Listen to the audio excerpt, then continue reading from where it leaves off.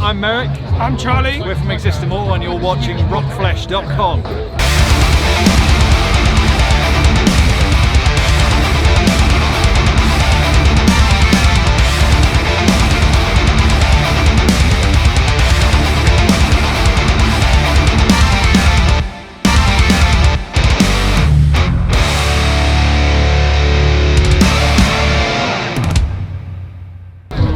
ROCKFLESH.com, back at Bloodstock Festival 2024, and we've got the guys from Exist Immortal with us. Yeah, we always like to have a bright intro. A bit of fun, yeah. Yeah. So you guys played earlier today. Yeah. Did you enjoy it? That's the main thing. We had a brilliant time. Yeah, I had a really fun time on stage. Like, sometimes being at the back on the drums, you lose yourself from, you kind of separate yourself from the crowd a little bit. I had a really fun time on stage, it was great. Loved being here.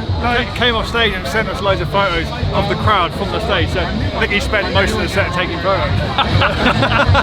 You guys did look like you were having an absolutely wild time, we had amazing time. Because the crowd feed off that and vice versa. Yeah. But it was really interactive set. Sometimes we see like, sometimes a Bloodstock, you know, too cool for school, you know, kind of thing. You guys got them singing it. We're all about getting them involved. Like, do you know what I mean? They've come there, they've shown the appreciation for us. It's an interactive set, do you know what I mean? Like, exactly. we give you stuff, you got to give us stuff. It's a give and take. Back and forth. I always like the idea that maybe if the crowd doesn't give back, that you get really angry and kind of say, we're not playing another song until you do what we say. Kind of thing. Like, do you know what I mean? Probably not. That sounds like out of our contract. Yeah. Just storm off stage. We're like, fuck this. How does it feel playing a festival like Bloodstock when, like, we know you guys, we've been fans of your guys from like kind of Tech Fest and that kind of angle, obviously. How does it feel being like kind of one of the techie metal bands at this festival? Actually, definitely, we were like, oh, it's going to be fun to go down the heavy set route. Like, it was like.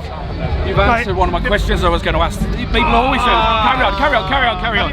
It was like we kind of thought about it and we were like, right, what songs, we had 40 minutes and like, we at the moment, the songs in our repertoire, we've got like an hour's worth. Yeah. And we're like, right, what songs are we going to drop? What songs are we going to keep in? And there was a real like, we know that people at Bloodstock want heavy metal. Yeah. But also, the current biggest Satellites is probably still our biggest song at the moment. It's like, it's that kind of like, it's how to curate it quite right.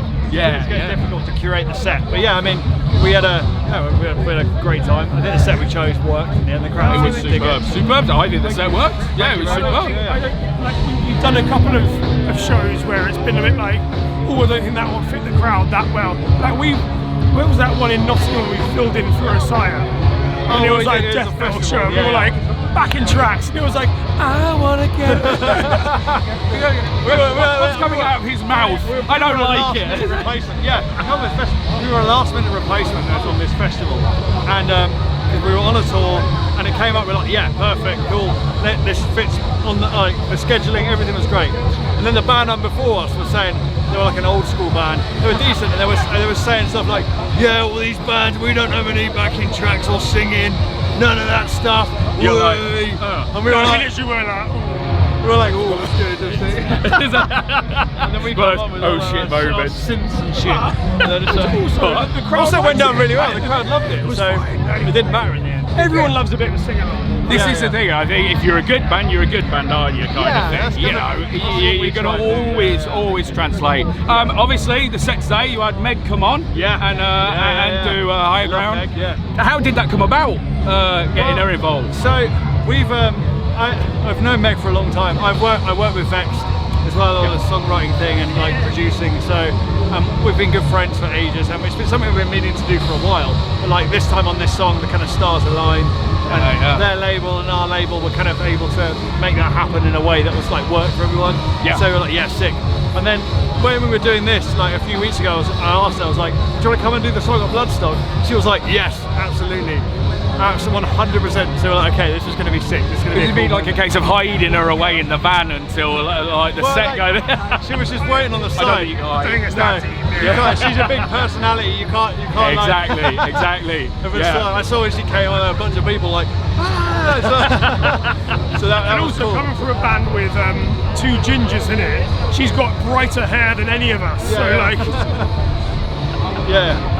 it was a really there's cool no moment. hiding that. Like, you know, so. I'm really glad we could get her up to do that live. Yeah, it was fantastic, fantastic Yeah. stuff. Okay, let's do some silly questions, fun questions, hard-hitting questions. All of the above. All of the above. Okay, biopic of the band in the film. Who would play each of you in the film? You can answer for each other if you want. Most ginger? Who would play me? Who's the most ginger person you know? I'm trying to think of. My brain has just. I reckon Keanu Reeves would play Kurt. Yeah, Keanu Reeves will play. I'm trying to think who's the most ginger. For you or Mikey? Rupert Grint. Rupert Grint would play you. Sick, yeah, I'll take that. I don't know how I'd get to play me. I think because I'd be like, get some like absolute, I'd like tickle my own ego and get some absolute heartthrob to play that. Channing Tatum, and just be like, have like clearly like a body that's not mine, have way too many like topless scenes. Yeah, bro. Hey. I reckon Remy Malek's in there. Remy Malek. He's like based on real events. Yeah, based on real events. Based on real people. Based. The fucking chat meme, like. It's like doing Blue Steel all the time. Exactly. Just like looking at the camera. Okay, if you could add someone to the band, you don't have to get rid of anyone. If you could add someone to the band, who would they be and what would they do in the band? Bez, isn't it? Just Bez. It's a popular one. It's a popular one. Just get him to call and like absolutely coked out of his nut, just in giving Jordan it a shake. Fish should be lit. Jordan Fish, just because he would like write some bangers with us. Absolutely right on a song. The serious answer is Jordan Fish, because brilliant songwriter, like iconic dude. Kanye West. But Kanye West will be live. Kanye West, because that would just be wild. And so is that who you would like to do a collaboration with, maybe? Your dream would get in collaboration? the band. Yeah, I mean, because I guess it's sort of the same question. I think it kind of. Sometimes we have people like saying their mum, because like she cooks really good food, things like that, like catering. Yeah. I think it's a little passageway to people's logistical thoughts. I think we sort of have like our bass player's wife, Kirsten, does our tour managers for us. So we kind of have like a kind of do have a tour mum. Yeah. So like she's basically like one of the extra members, just like along with our like sound guy and stuff. Yeah. So she, so we've already got that. That kind of works. Yeah, you love cooking. You absolutely like any given. This morning in our Airbnb we were staying this morning, you woke up and he's cooking up sausages. Like he's a proper. He's done good. He's Are you for hire? No. No, let me think, no. So if Exist Immortal were a drink, or was a drink, alcoholic or non-alcoholic, what drink would you be as a band and why? Iced tea. Your brother's a cocktail waiter, so you Long can Island do- iced tea, because it's just loads of shit in it, and it's just gonna all just mixed together. And Just So, a the bunch of description stuff. of your band is loads of shit But the thrown thing is, together. honestly, if you different ask aspects. if you ask your favourite band's Muse, my favourite band is Between the Buried and Me. Kurt doesn't ever listen to metal; he just listens to rap anyway. Here he David's is. here he is. Oh, cheers, man. Come in. Ah, it's good. It's good. If the band was going to be a drink, what drink would it be? It's quite a medley, to be fair. It can fluctuate between a cocktail, it can fluctuate between whiskey, vodka, or straight up sparkling water. Oh no, sparkling water. That is a thing that unites us all. Yeah, Everything introduced me to sparkling water, and I can't. It's always there. It has to be present. Sparkling water. Yeah. It's hot sauce a drink. It's not, but a hot sauce. I'm not drinking hot sauce. I don't know about you, bro.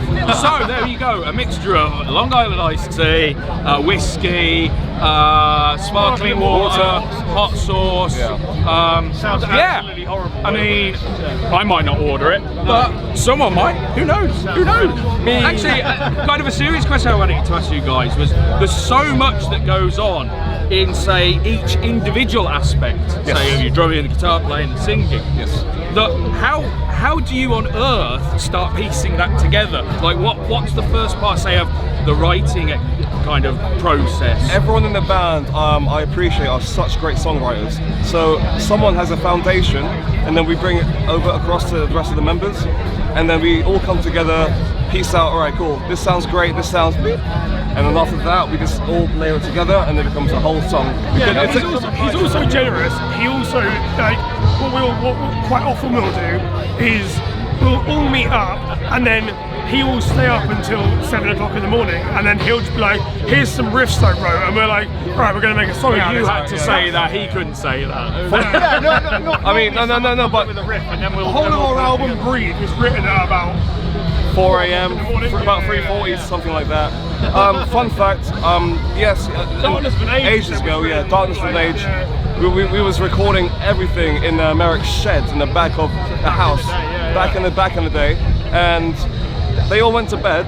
I wrote a full song and also completed Mario Kart mirror mode on hard, and they woke up in the morning. Kurt, you still awake? Yeah, good night. And here we are today with a great song, The Omen Machine back in the day. Shout out to that song, so great, that's wonders.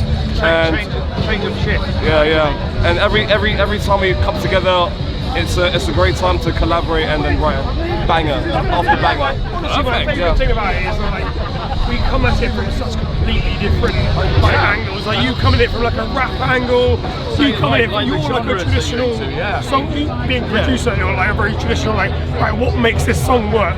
Basically, we all throw really weird shit at you, and then you're like, right, what's this actually going to work at? To be fair, like I was saying earlier to someone else I was speaking to just now, they asked me to summarise our music in 3 words, and we summarised it: gangster, shreddy, boppy. And to be fair, I'm not wrong. I'm not wrong. I think that's good. I think that's a good description. It's correct. Actually, thinking about like those conversations with you guys to say like about producing and stuff. Yes.